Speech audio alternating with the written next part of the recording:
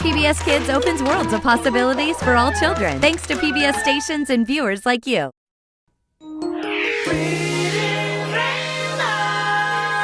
Butterfly in the sky, I can go twice as high. Take a look, it's in a book, a reading rainbow.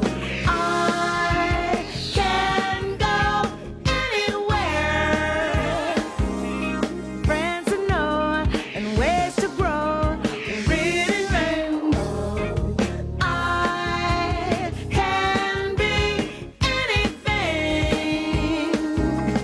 Take a look, it's in a book, a reading rainbow. Reading rainbow.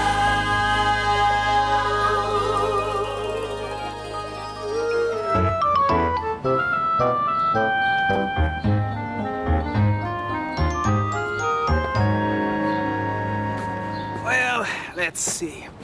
I could make a collage, tie-dye a shirt. Boy, I really don't know what to do. My mother's birthday is coming up, and I promised to make her a present, but the question is, what? Hey, how about a picture of me? Nah, I did that last year. Oh, hey, I could knit her a scarf.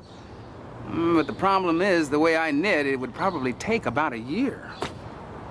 Oh, wow. I love working with clay. How about I could sculpt her something? Yeah, how about I make her a sculpture of the house I grew up in? We loved that house when I was a kid. Okay, that's it. Question is now, where to start?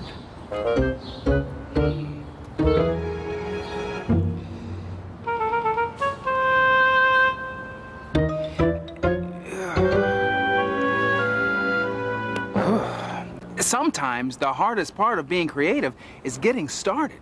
I know what I want to make, but how do I get this clay to look like the picture in my head? That's the same kind of challenge this girl faced when she stared at a blank piece of paper in art class. Her story is called Regina's Big Mistake. Regina's Big Mistake by Marissa Moss. Read by Anna Holbrook. Everyone in Mrs. Lee's class got a piece of paper. Everyone was supposed to draw a jungle or a rainforest. That meant Regina, too. Regina stared at the big, blank piece of paper in front of her. Her fingers froze on her crayon. Where should she begin? Stuart had already drawn 2 trees thick with leaves. Natalie was concentrating on a fierce lion. All around Regina, jungles sprouted up, but her paper stayed blank. "What are you making?" joked Joshua. "An invisible jungle?" Ah. Regina turned red. She hunched over her paper and lightly touched it with the tip of her crayon. She started to draw a jungle flower. She drew 1 petal, but the second petal was bigger than the first one. Oh, a mistake. She tried to erase the second petal, but crayon doesn't erase, and she tore the paper. She crumpled it up quickly before anyone could see her ugly mistake. "What happened to your drawing?" asked Mrs. Lee. "I made a mistake," Regina mumbled. "Well, try to draw around it next time," said Mrs. Lee. "You're wasting paper." Regina smoothed her new piece of paper. Anything was possible as long as it was empty, but somehow her hand could never draw what she saw in her head. Stuart's jungle was almost finished now, full of strange, ripe fruits and colorful birds. Natalie's lion stalked an antelope. Regina wanted to cry. She could never draw anything so beautiful. "Almost done?" asked Mrs. Lee. 10 more minutes. Regina picked up a brown crayon. She had to draw something. Carefully, she started to draw a tree, like Stuart's. "Hey, don't copy me," he growled. "I'm not," said Regina, and she quickly drew 3 big branches on her tree. But those heavy branches made her tree look funny. Regina bit her lip. Was this another mistake? Could she draw around it, like Mrs. Lee said? She looked again at the jungles growing around her. "It's not a mistake. I can fix it." She started to draw a lion under the tree. "Copycat," said Natalie with a sneer. "I am not," Regina gulped. "My lion is different from yours." And she quickly drew a tongue hanging out of the lion's mouth. "My lion's thirsty. He needs water." So Regina drew a lake, and then a frog, some fish, and a duck to go in the lake, and some flowers alongside it. The jungle grew and grew until it filled the paper. Regina smiled. All her jungle needed now was a sun. She carefully drew a yellow circle, but the crayon wobbled, and the circle had a dent in it. "I've ruined it," she cried, "just when it was getting good." "No more paper," warned Mrs. Lee. "You'll just have to make the best of it." "Yeah," joked Joshua. "Just pretend it's a very lumpy banana." Regina looked hard at the wobbly circle. It wasn't a sun, but it wasn't a lumpy banana either. Suddenly, she recognized what it was. It was a moon. She drew a face in her moon and surrounded it with stars and comets and a purple-black sky. "Wow," said Stuart. "What a great idea! A jungle at night." "I wish I'd thought of that," said Natalie. Mrs. Lee tacked all the pictures up on the wall. "Good work, Regina," she said, smiling.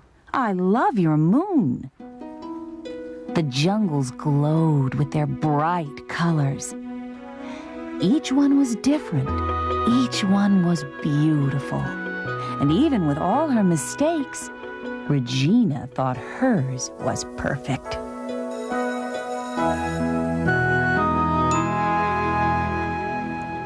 If Regina can turn a mistake into something wonderful, then I can too.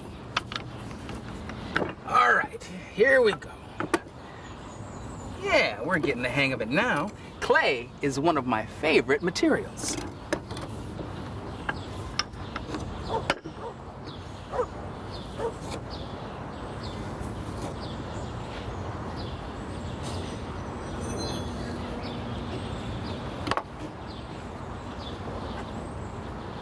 Hey, I'm liking that a lot. Every artist has to find the material that's right for their work.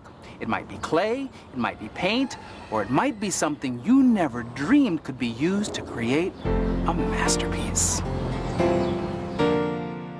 You see all these odds and ends? Someone else might have junked them a long time ago, but not Michael Ives. He saves objects and turns them into works of art.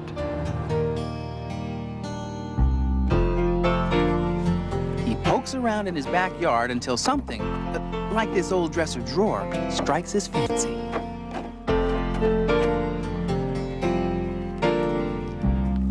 Then he lets his imagination soar.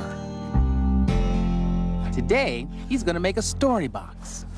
A story box is just an imaginary scene where I can create any world that I want to, anything I want. I think I'm gonna do a cowboy scene of some kind. How about a rodeo one? Yeah, maybe with a bucking bronco. That's what I'll do with this one.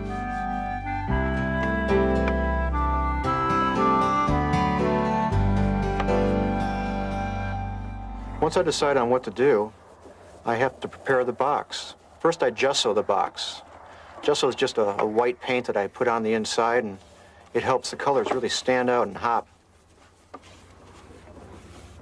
To make this box, I'm going to need a few different layers. I can find them all right here in my junk pile. When I was a kid, I hung out at my grandfather's a lot, and I learned to be a real good scrounger, making something out of nothing, making it out of a pile of junk or pile of wood in the corner became a real treat to be able to do.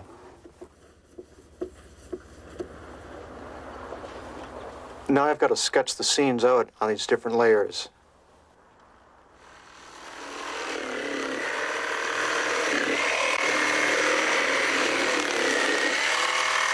Next, I cut the layers out with my jigsaw. This is where the pieces really start to take on some life.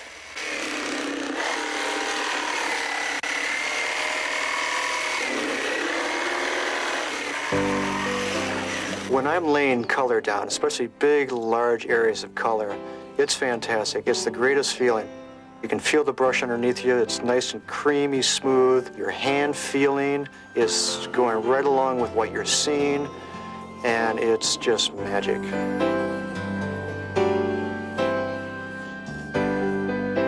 Colors for me are truly joyful and exciting.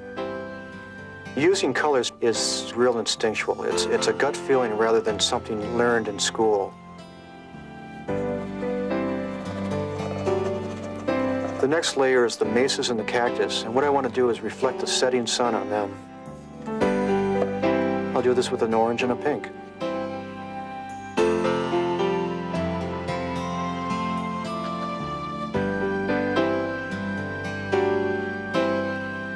The next layer is the grandstands and the cactus in back of them. These grandstands, I really want to be a nice, happy place, and there are going to be a lot of real festive flags hanging over the front.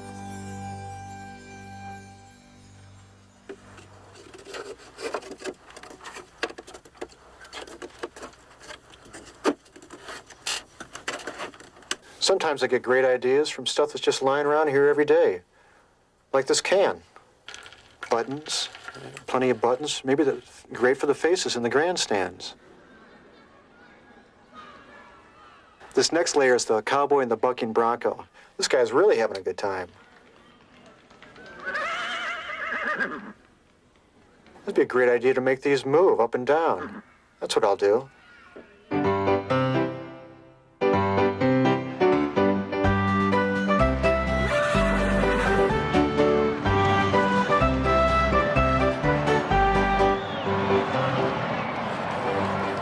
This is fantastic for me. Making something out of odds and ends and junk around the yard brings a kid out of me. I love it.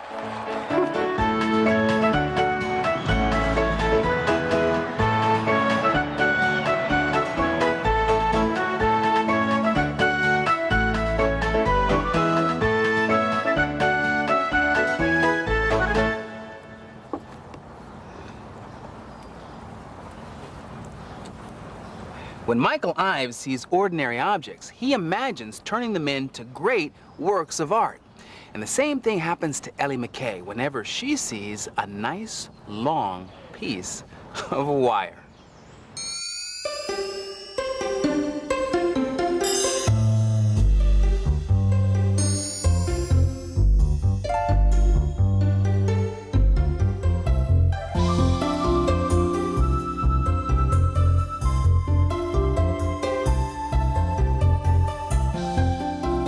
My name is Eleanor McKay, and I make sculptures out of wire. I never, ever thought that I would be making wire sculptures.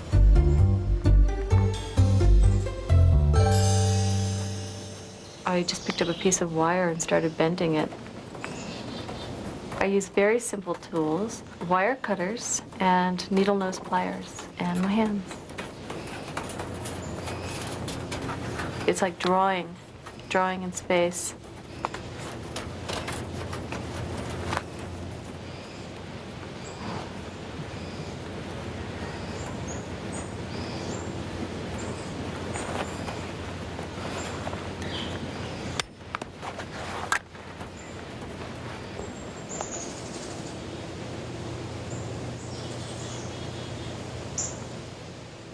The nature of wire is like a spring. It's kind of an ornery medium. I sometimes feel like I'm really wrestling with it, turning it and bending it and crimping it and having to crimp it really hard. and I have to tame the wire, and it controls me. There becomes a relationship between me and the wire.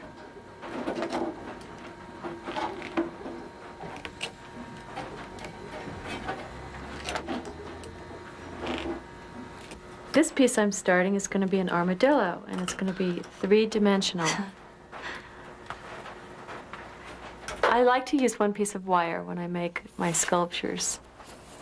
I have to bend it and tie it and make knots in it, and while I'm doing that, it turns the wire all around and all upside down and all backwards, and I think that there's no way this is going to come out and look like what I want it to look like, and then I just keep on going and I keep making it, and somehow it does. It just comes out.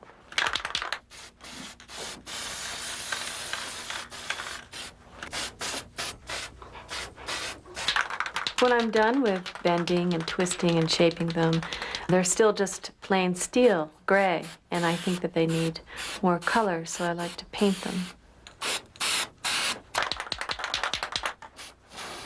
The colors are very bright, very rich.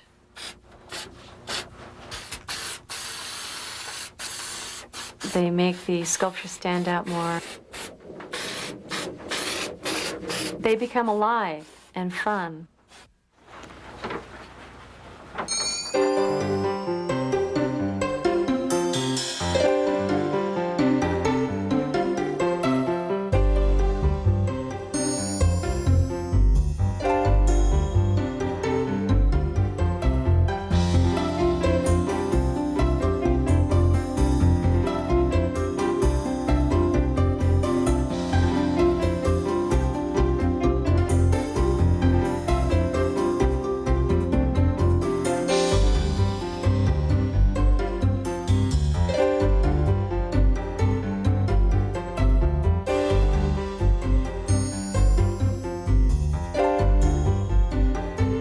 With all the bending and wrestling with the wire, when I'm finally done, I'm always very happy with it, whether it's a rooster or an armadillo or a person or even just a leaf.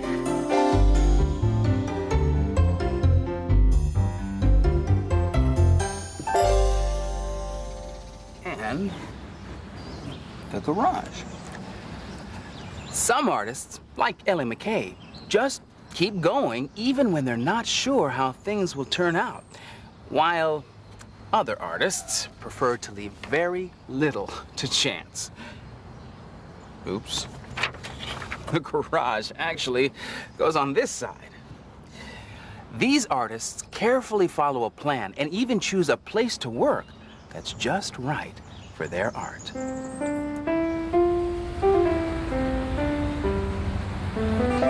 I like chalk. I like it because I like to work with my fingers. I like to mix the colors. I like the feeling of the chalk. It's powdery, it's dry. I just love it.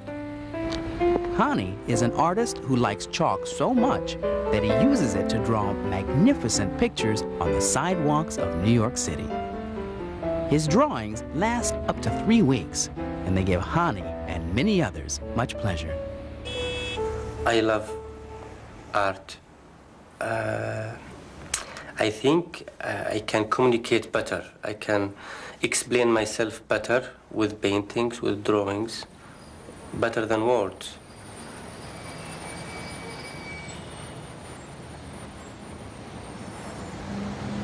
When I want to draw on the sidewalk, I look for a clean sidewalk without broken glass in it, without so much dirt.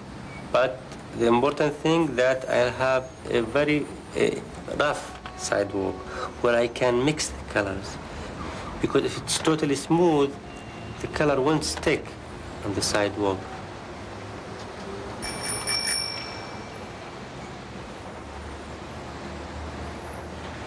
Well, usually when I want to make a painting, I start thinking about what I want to do. Then I sketch it out on a piece of paper, and I use it after that to make my painting. When I start drawing, I usually start with the outlines. I use a black piece of chalk or pastel, and I do the outlines, and after that I start filling in the colors.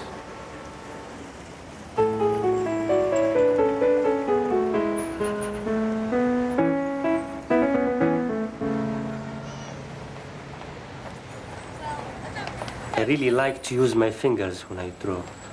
I just like the feeling of the chalk and my finger. You know, it feels good.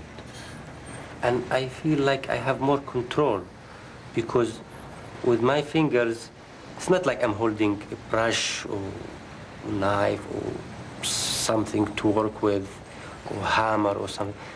It's my fingers, so I know when to stop, when I can control my hands better, and I can achieve better results.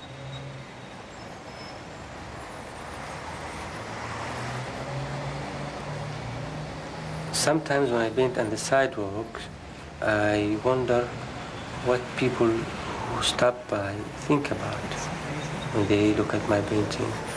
But usually, the response is very positive.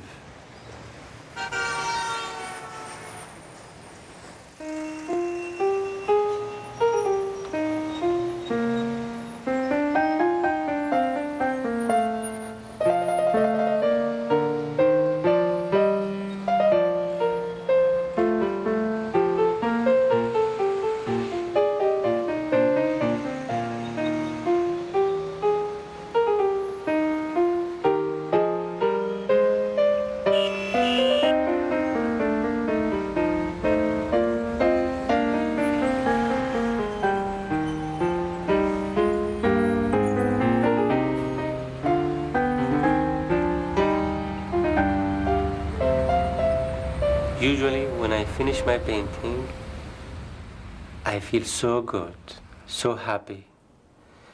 That makes me like want to dance and jump and see, look, everybody, I finished this painting.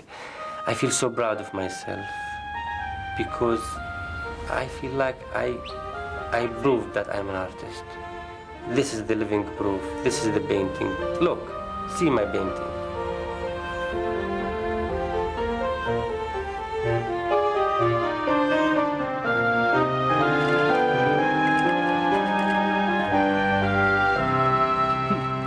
Not bad, huh? I think my house is really shaping up. The clay is nice and dry, and all I need now are a few finishing touches.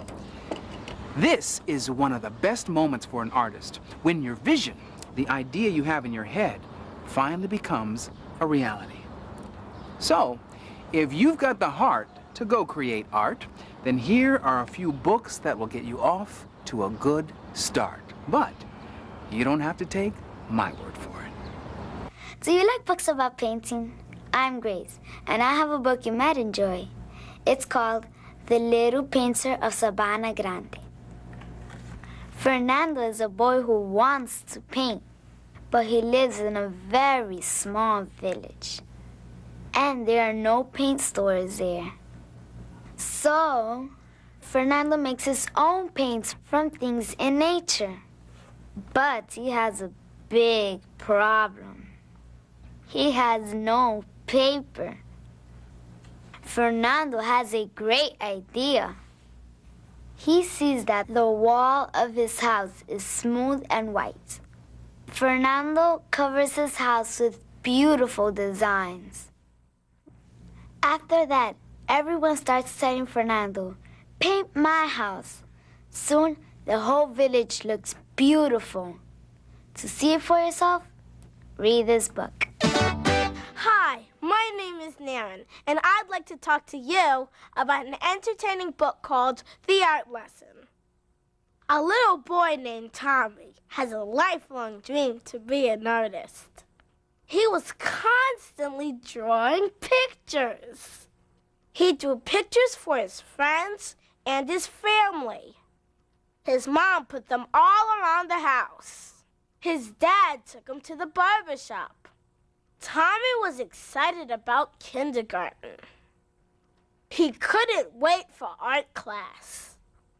But painting there wasn't as much fun as he thought. Look at that face. He doesn't look too happy, does he?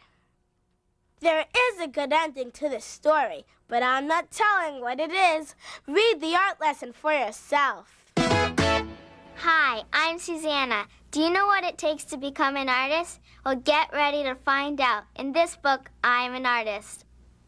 This is a simple book with beautiful illustrations. Each page points out how you can be an artist. Being an artist can be the way you look at things.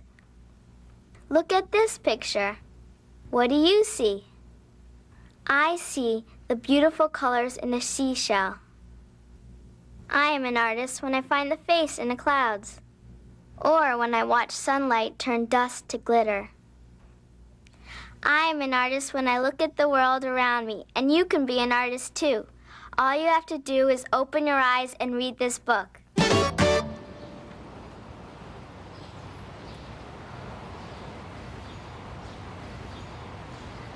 Well, here's my house. What do you think? Personally, I love what I made. And you know what? I think my mom's gonna like it too. I had a tough time getting started and I was afraid of making mistakes, but I just kept going and I think my house turned out pretty cool.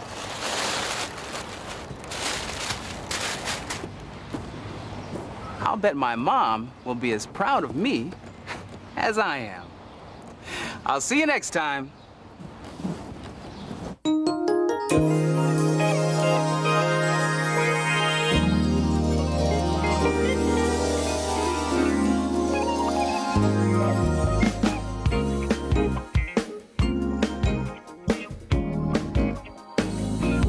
I can go anywhere.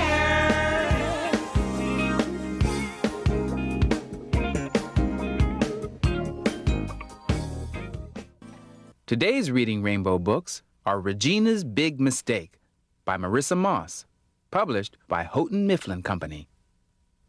I Am an Artist by Pat Lowry Collins, illustrated by Robin Brickman, published by the Millbrook Press. The Little Painter of Sabana Grande by Patricia Maloney Markin, illustrated by Robert Casilla, published by Simon & Schuster Books for Young Readers. The Art Lesson by Tommy DePaula, published by G.P. Putnam Sons, a division of the Putnam and Grosset Group.